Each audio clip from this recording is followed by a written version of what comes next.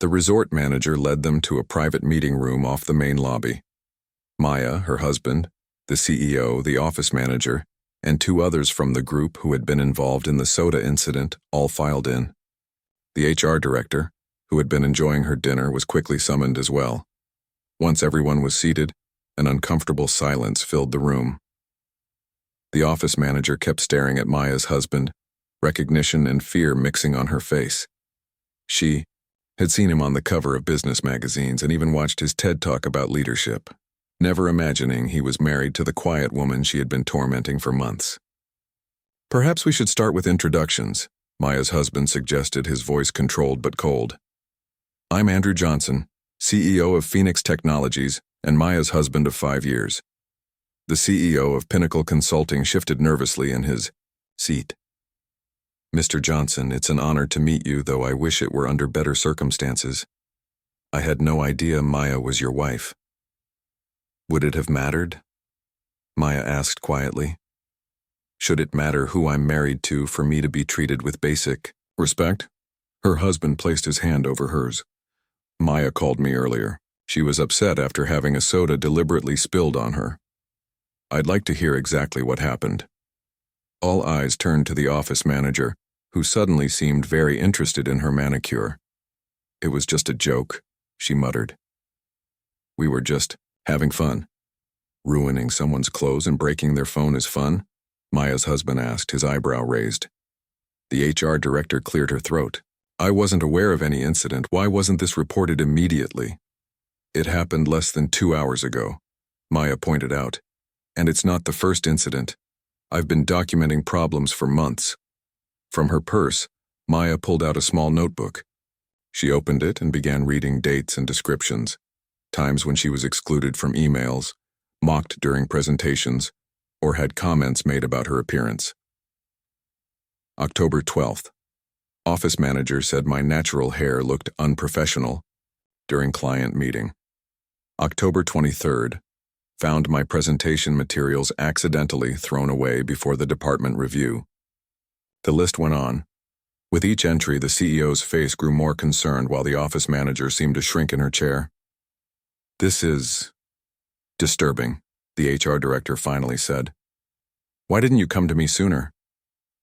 "Would you have believed me?" Maya asked simply. "Or would it have been my word against theirs?" No one had an answer for that. Maya's husband leaned forward. "I respect that my wife wanted to make her own way at your company without using my name or influence. She's always been independent that way. But what I'm hearing suggests a pattern of harassment that no employee should endure." The CEO nodded rapidly. "Absolutely unacceptable. I assure you we'll conduct a thorough investigation and appropriate actions will be taken."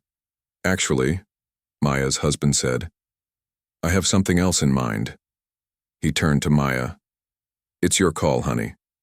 What do you want to happen here?" Maya looked at the people around the table.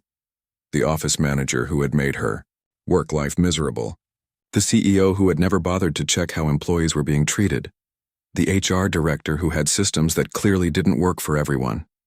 "I think," Maya said carefully, "there needs to be real change at Pinnacle, not just punishment for one incident, but a complete overhaul of the company culture."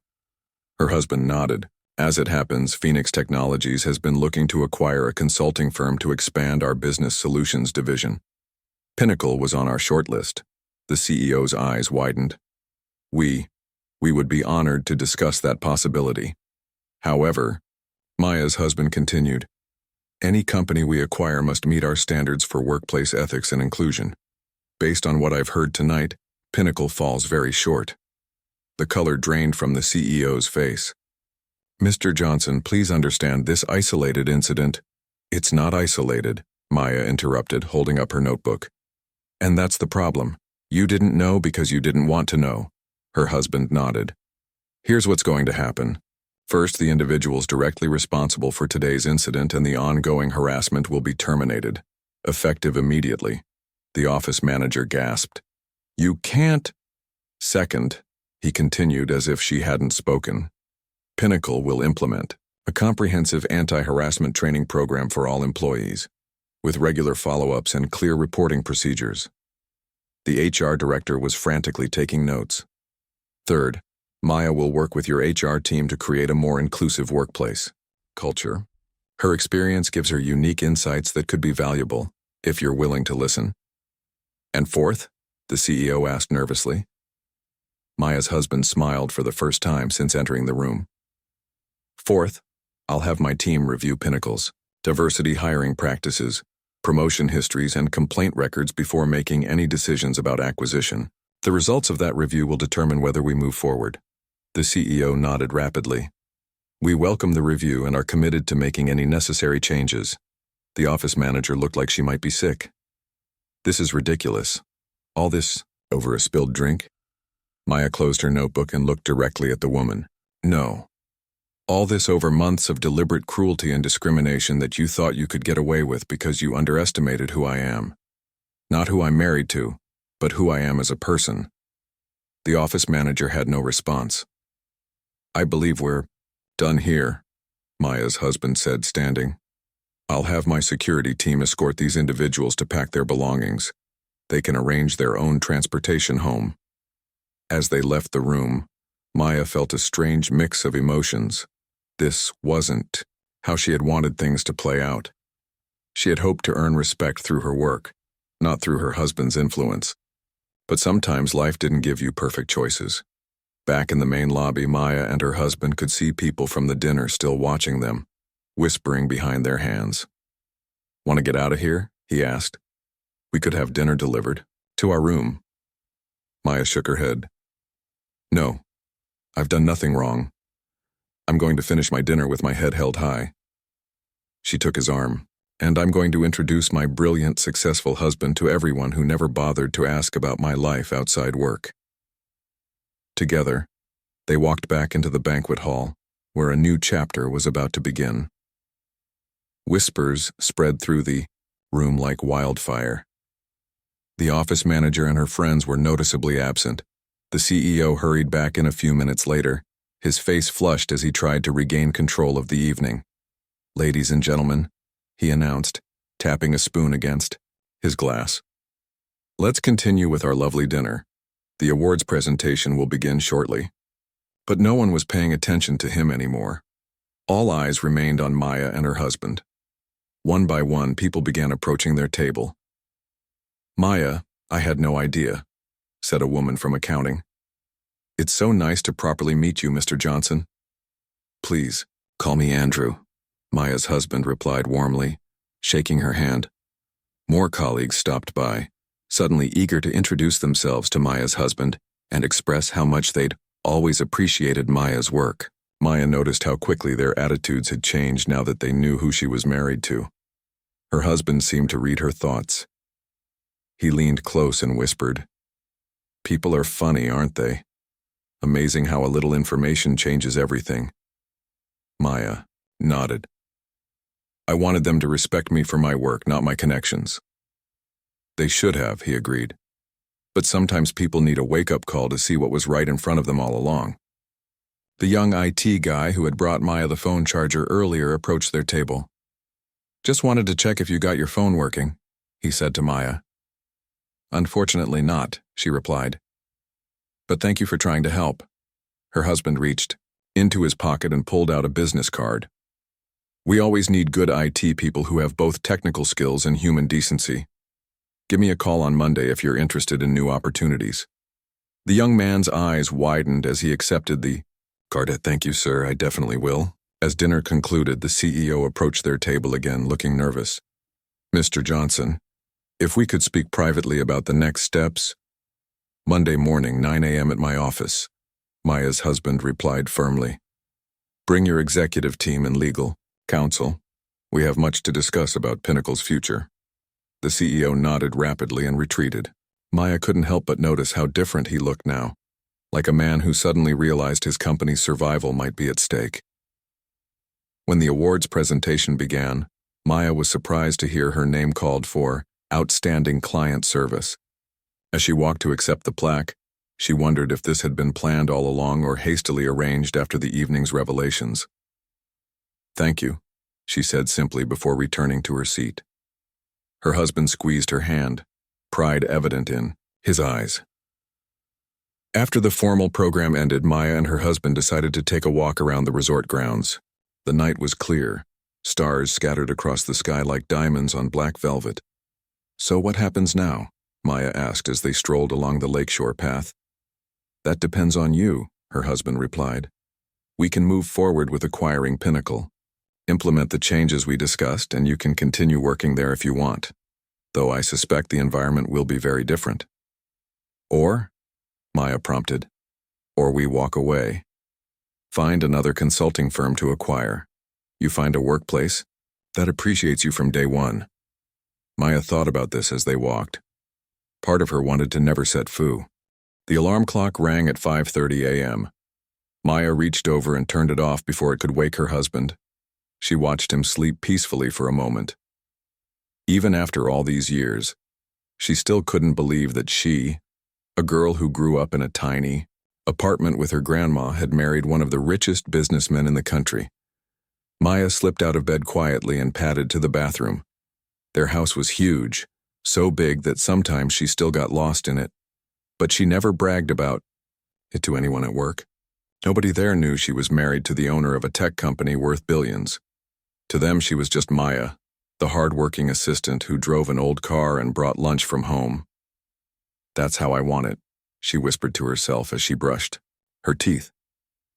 In the walk-in closet, Maya pushed aside the expensive clothes her husband had bought her.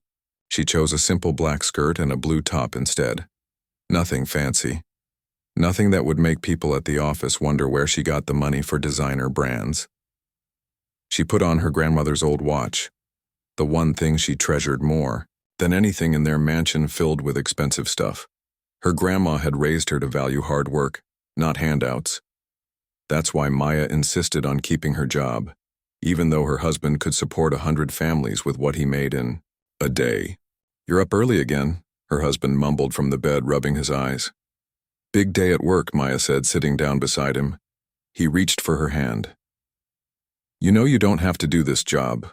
I could make one phone call and what?" Maya cut in with a smile. "Have everyone think I only got the job because my husband is rich? No thanks. I need to make it on my own. That's important to me." He nodded, understanding in his eyes. "That's why I fell in love with you. You've always stood on your own 2 feet. After a quick breakfast, Maya kissed her husband goodbye and walked past his collection of fancy cars to get to her ordinary sedan. The security guard at their gated community waved as she drove through. Just another day pretending to be normal, Maya thought as she joined the morning traffic. At Pinnacle Consulting, nobody looked twice at Maya as she walked in.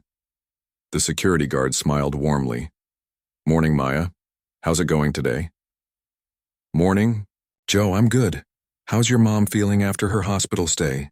Maya asked. Joe's face lit up. "She's doing much better. Thanks for remembering. Nobody else here even asked." That was the thing about Maya. She noticed people others ignored. Not because she wanted something from them, but because her grandma taught her that everyone deserves respect, from the CEO to the cleaning staff. As Maya settled at her desk, she felt eyes on her. The office manager and her friends were huddled by the coffee machine, whispering and glancing her way. "Nice hairstyle," the office manager said as she walked by, her tone making it clear she didn't mean it as a compliment. "Very unique." Maya touched her natural hair and took a deep breath. She'd dealt with comments like this her whole life. When you're often the only black woman in the room, you learn to grow thick skin. Her phone buzzed with a message from her husband. "You're the strongest person I know. Don't let anyone dim your light today." Maya smiled. He always seemed to know exactly when she needed to hear something kind. She straightened her shoulders and turned to her computer. She wasn't here because she needed the money. She was here to prove something to herself, that she could succeed on her own terms.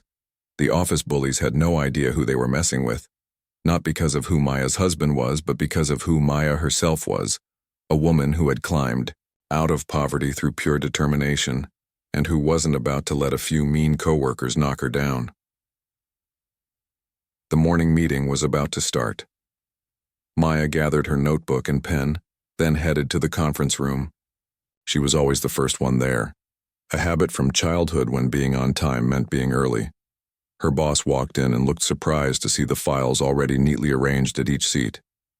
"You're always one step ahead, aren't you?" he said. Maya just smiled. "I try my best." One by one, the other workers filed in. The office manager and her little group came in last, laughing about some private joke. They quieted down when they saw Maya, then started whispering. Maya pretended not to notice, focusing instead on her notes from yesterday. During the meeting, when someone couldn't remember the numbers from last month's report, Maya quietly provided the answer. "That's exactly right," her boss said, but then turned to the man sitting across from Maya. "Good memory, Rick." Rick didn't correct him, just smiled and accepted the praise for Maya's work. This happened all the time, but Maya never made a fuss. Her grandma had taught her that cream always rises to the top no matter what. After the meeting, everyone gathered around the coffee machine. "Who's coming out for drinks tonight?" someone asked. A chorus of "me" went around the group. Maya stood nearby, filling her mug with coffee. No one looked her way or included her in the invitation, even though she was standing right there. The office manager tapped Maya on the shoulder. "These reports need to be copied for tomorrow. 3 sets? Please."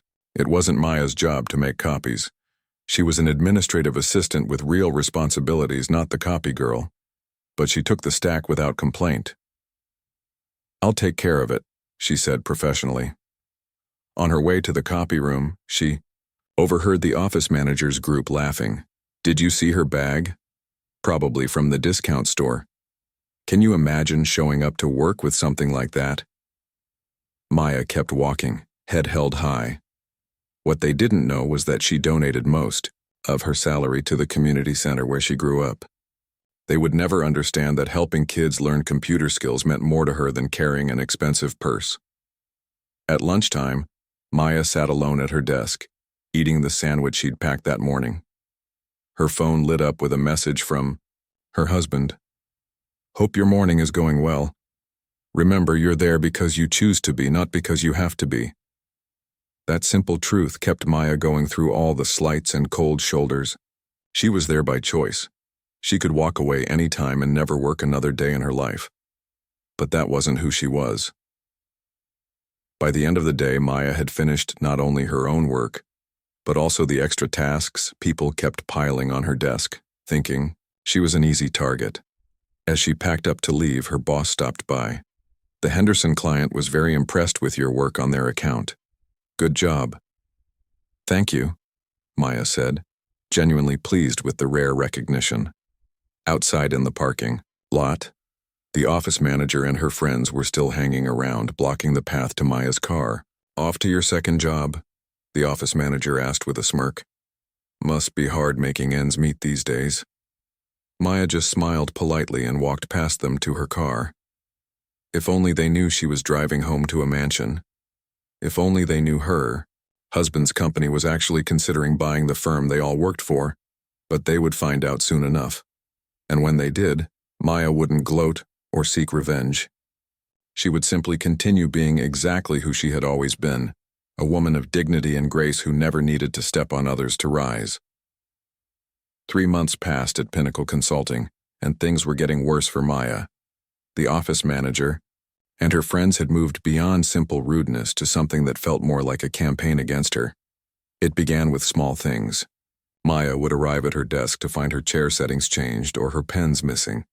Her emails would somehow get lost, or her name would be left off important meeting invites. When she'd bring it up, they'd say it was just an oversight. But it happened too often to be an accident. "Again?" Maya muttered one morning, discovering someone had adjusted her computer monitor and keyboard during the night. She quietly fixed everything and got back to work. During lunch, Maya usually ate at her desk while catching up on emails. She kept a small photo of her husband tucked in her desk drawer, the only personal item she allowed herself at work. One day she opened the drawer to find the picture frame face down. "Looking for something?" the office manager asked, walking by with a smirk. Maya said nothing, just put the photo back in its place. She knew a reaction was exactly what they wanted. That afternoon, Maya presented her quarterly reports to the team. She'd spent days gathering data and creating clear, helpful charts. As she stood in front of everyone explaining her findings, she noticed the office manager and friends passing notes and stifling laughs. And as you can see from this graph, Maya continued professionally. Sorry to interrupt, the office manager cut in. But could you speak a bit differently? Some of us are having trouble understanding your accent. Maya paused. She didn't have an accent. She'd grown up in the same city as everyone else in the room. I'll try to speak more clearly, Maya replied calmly, though her heart was pounding. Later, that day, Maya overheard two co-workers talking in the break room. I don't know why she wears those beaded bracelets, one said. This is a professional office, not a street fair. And that hairstyle? So unprofessional, replied the other. If she wants to be taken seriously, she should straighten it like normal people. Maya touched the handmade bracelet on her wrist, a gift from the kids at the community center she supported. And her natural hair was perfectly styled and appropriate for any workplace. But some people would always find reasons to criticize. What was different? That evening, when Maya got home, she sat in her car for a few minutes just breathing. Their big house. Maya thought about it. Maybe it was time for everyone to learn exactly who she was. But she would do it on her terms, with dignity and grace. You know what? That's a perfect idea, she said with a small smile. It's about time they met my husband. The day of the company retreat finally arrived. Maya packed her suitcase carefully, choosing outfits that were professional but comfortable. Her husband helped her load the car. Remember, I'll be there for the dinner tomorrow night, he said, giving her a kiss. Just one phone call and I can come earlier if needed. I'll be fine, Maya assured him, though she didn't entirely believe it herself. The Silver Lake Resort was beautiful, a sprawling property with a large lake, hiking trails, and luxury accommodations. As Maya pulled into the parking lot, she took a deep breath. Just 2 days on my own, then he'll be here, she reminded herself. At check-in, Maya received her room key and retreat schedule. The first activity was a welcome lunch on the outdoor terrace. She quickly dropped her bags in her room and headed to the gathering. Everyone from the office was already there, plates filled with food, sitting in groups around the tables. Maya noticed that all the seats at the tables with her department were taken, even though there were clearly empty chairs. Sorry, these are saved, the office manager said when Maya approached a table with 3 empty spots. For who? Maya asked. Just people who haven't gotten their food yet, came the vague reply, followed by snickers from the others. Maya nodded and found a spot at a table with people from accounting, folks she barely knew but who at least smiled and made room for her. The afternoon was filled with team-building exercises. During a trust fall activity, Maya was paired with one of the office manager's friends. When it was Maya's turn to fall backward, her partner deliberately stepped aside at the last second, letting Maya tumble to the ground. Oops, my bad, the woman said, not even trying to sound sincere, as others from their clique laughed. The activity leader didn't seem to notice what had happened. Maya picked herself up, brushed off her pants, and said nothing. Her back hurt, but her pride hurt more. That evening, there was a casual dinner followed by drinks around the fire pit. Maya sat on the edge of the group, nursing a glass of water while others got louder with each round of alcohol. Having fun yet? Asked a voice beside her. It was the junior IT guy, probably the only person in the company who was nice to her consistently. It's certainly interesting, Maya replied with a small smile. After chatting for a while, Maya decided to call it a night. She was tired from the day's activities and the constant stress of being around people who clearly didn't want her there. Leaving so soon, the office manager called out as Maya stood up. The fun's just starting. The tone made it clear that fun likely meant more jokes at Maya's expense. Early morning tomorrow, Maya replied politely. Enjoy your evening. The second day started with a breakfast buffet. Maya waited until most people had already eaten before going to get food. She was loading her plate with fruit when she heard the office manager and friends at a nearby table. I can't believe she actually showed up, one of them said. I heard she told the boss she grew up poor in the city, another added. But my cousin works at Robertson High, and he says there's no record of anyone with her name ever attending. She's such a fake. Maya's hand tightened around her fork. She had never claimed to attend that school. Another lie they'd made up about her. The morning activity was a scavenger hunt. Teams were assigned by the retreat coordinator, and somehow Maya ended up in a group with the office manager and two of her closest allies. Great, Maya thought. 3 hours of being ignored and belittled. As expected, they spent most of the hunt leaving Maya out of decisions and conversations. When Maya found one of the items on their list, a specific type of pine cone, they took it from her without thanks and added it to their collection. For lunch, the resort had set up a taco bar near the lake. Maya was waiting in line when she felt someone bump into her from behind. "Oh, excuse me," she said automatically, turning around. "Watch where you're standing," snapped the office manager, even though she had clearly been the one to bump Maya. Maya turned back around, determined to get through the event without causing a scene. "Just a few more hours," she told herself. "Then he'll be here." After lunch was free time before the big dinner. Maya decided to sit alone on the dock, enjoying the peaceful view of the lake. She was scrolling through photos of her nieces on her phone when she heard footsteps on the wooden planks behind her. Looking up, she saw the office manager and 3 of her friends approaching. They all had drinks in their hands and were laughing about something. "All alone again?" the office manager asked, her voice overly sweet. "No one to talk to?" Maya didn't respond, just turned back to look at the lake. "I asked you a question," the woman persisted, moving closer. "I'm just enjoying the view," Maya replied calmly. "The dinner starts in an hour. I'll see everyone there." "You know," one of the men said, swaying slightly from too many drinks. "I've always wondered how someone like you even got hired at Pinnacle. Did you know someone? Special favors, maybe?" Maya stood up, deciding it was time to leave. "I'm going to head back to my room now." "Running away?" the office manager taunted. "Not surprised. Always hiding in the corner, acting better than everyone else with your fancy vocabulary and stuck-up attitude." As Maya tried to walk past them, the man stepped sideways, blocking her path. He was holding a large soda from the bar. "Maybe she needs to cool off a bit," he said with a cruel smile. "Probably not used to nice places like this in her neighborhood."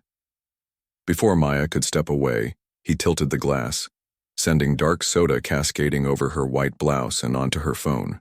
The cold liquid soaked through immediately, and her phone screen went black. The group burst into laughter as Maya stood there, dripping and stunned. Several other company employees who were nearby saw what happened, but no one stepped forward to help. "Oops," the man said with fake concern. "Total accident. Good thing the company doesn't pay for personal property damage, right?" Maya looked at each of their laughing faces, then down at her ruined blouse and phone.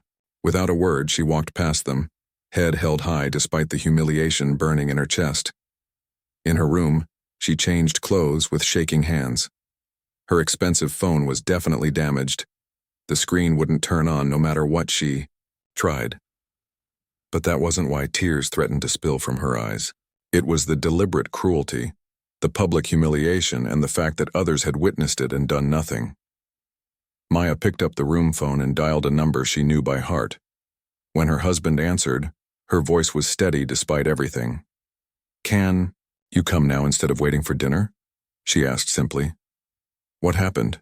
he asked, concern evident in his tone. "I'll tell you when you get here," Maya replied, "but I think it's time everyone learned exactly who they've been messing with." Her ruined phone sat on the bathroom counter. She had important photos on there, pictures of her nieces, her grandmother's recipes, and notes for the community, Center's upcoming fundraiser, all possibly lost because someone thought it would be funny to pour a drink on her. A knock at the door startled her. It was too soon for her husband to have arrived. Maya opened the door cautiously. "Hey," said the young man from IT who had been kind to her the night before. "I heard what happened. Thought you might need this." He handed her a phone charger. "Sometimes rice works too, if you have any." "Thank you," Maya said, genuinely touched by this small act of kindness. "For what it's worth," he added. Not everyone here is like them. What they did was wrong. After he left, Maya tried the charger, but her phone remained dark. She sighed and looked at her watch. Her husband had texted her before the incident, saying he was already on his way to surprise her. That meant he should arrive within the hour. Maya decided to head downstairs rather than hiding in her room. She wouldn't give them the satisfaction of thinking they'd chased her away. In the lobby, people were gathering for the evening's formal dinner. Men in suits and women in cocktail dresses mingled, holding glasses of wine and champagne. Maya noticed how conversation stopped when she walked by, how eyes followed her and then quickly looked away when she returned their gaze. The office manager and her friends stood near the bar, already laughing about something. When they spotted Maya in her blue dress, their eyes widened slightly. "Trying a bit hard, aren't we?" The office manager called out. "That's a cute knockoff. I saw the real version in a magazine last month." Her friends snickered on cue. Maya just smiled and took a seat at an empty table. She checked her watch again. The resort staff began directing everyone toward the banquet hall for dinner. Maya followed the crowd, finding her assigned seat at a table near the back. Not surprisingly, she was seated with people from other departments, whom she barely knew. The company's CEO stood at the podium, welcoming everyone and talking about the company's vision for the upcoming year. Maya listened politely, though her mind was elsewhere. She kept glancing toward the entrance. "And now," the CEO said, "let's enjoy this wonderful meal before the awards presentation." Servers brought out the first course, a small salad with candied nuts and cheese. Maya was just picking up her fork when she felt a presence behind her. She turned to see the office manager standing there. So much had changed in half a year. The Monday after the retreat, Maya's husband had met with Pinnacle's executive team as promised. The meeting had resulted in several major decisions. The office manager and her friends were officially terminated. The CEO stepped down 2 weeks later, and Phoenix Technologies acquired Pinnacle Consulting in a deal that shocked the business world. Maya had taken on a new role as the Director of Workplace Culture, a position created specifically for her. Her first task had been to implement a comprehensive anti-harassment training program. She had also formed focus groups for employees to share their experiences and suggest improvements. "Your speech is going to be amazing," her husband said, straightening his tie. "Just like everything else you've done lately." Maya smiled. "I hope so. This foundation means a lot to me." The drive to the convention center was quiet, both of them lost in their thoughts. When they arrived, photographers were already waiting outside. This was another change Maya was still getting used to.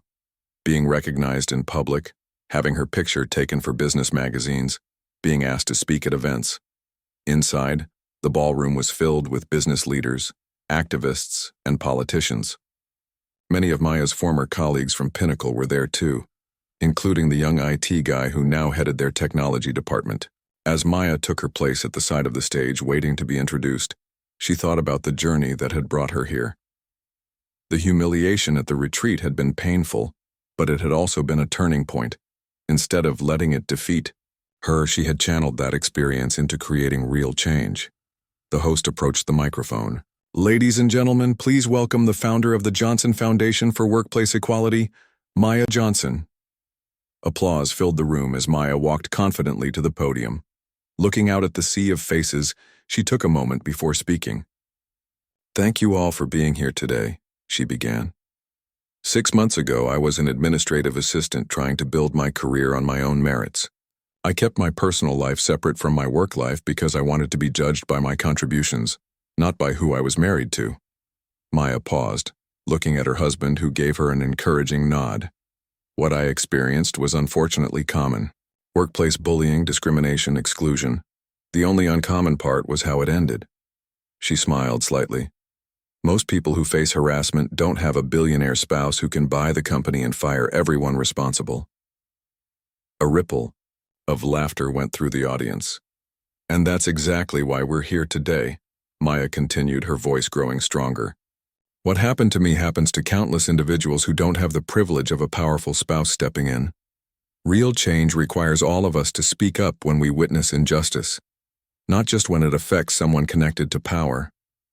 She went on to outline the foundation's three main goals: providing legal support to workplace harassment victims, offering training programs to companies committed to creating inclusive environments, and lobbying for stronger anti-discrimination laws. The foundation has already partnered with 50 companies nationwide, Maya announced. Each has committed to our gold standard workplace policies and independent review process. As she concluded her speech, Maya felt a sense of purpose stronger than anything she'd experienced before. What started as a painful personal experience has become a mission, she said. Together we can create workplaces where everyone is valued for their contributions, regardless of who they are or who they know. Thank you. The standing ovation lasted nearly 2 minutes. As Maya returned to her seat, her husband squeezed her hand proudly. The rest of the event was a blur of conversations, interviews, and congratulations. By the time they finally headed home that evening, Maya was exhausted but fulfilled. "You were amazing today," her husband said as they drove. "I couldn't be prouder." Maya smiled. "It feels good to turn something negative into something positive. All those months of documentation, all those incidents I wrote down, they're actually helping shape the training programs now." When they arrived home, Maya kicked off her heels and curled up on the couch. Her phone buzzed with a message. It was from one of her former co-workers, a quiet woman who had never been part of the bullying but had never stood up against it either. "Your speech inspired me," the message read. "I'm sorry I never spoke up when they were mistreating you. I was scared of becoming a target too. Your foundation is giving people like me the courage to do better." Maya showed the message to her husband. "This is why it's all worth it," she said softly. He nodded. One person at a time. Looking around their beautiful home, Maya felt grateful for everything she had. Not just the material comforts, but the opportunity to make a difference. Her grandmother had always told her that true success wasn't measured by how much you had, but by how much you gave back. "You know what's funny?" Maya said. "If they had just been kind or even just professional, none of this would have happened. They never would have known who I was married to, and I would have just kept doing my job quietly." "Their loss, the world's gain," her husband replied. "Sometimes the worst experiences lead to the best outcomes." Maya thought about all the people who would be helped by the foundation, all the workplaces that might become more inclusive because of programs they were developing. "I think Grandma would be proud," she said, more to herself than to her husband. She always said that how you treat people when you think they have nothing to offer you shows your true character. As the evening news came on, featuring coverage of the foundation launch, Maya saw her own face on the screen. No longer the quiet administrator trying to blend in, but a confident advocate speaking up for others. The simple woman they had underestimated had found her voice, and was using it to create lasting change.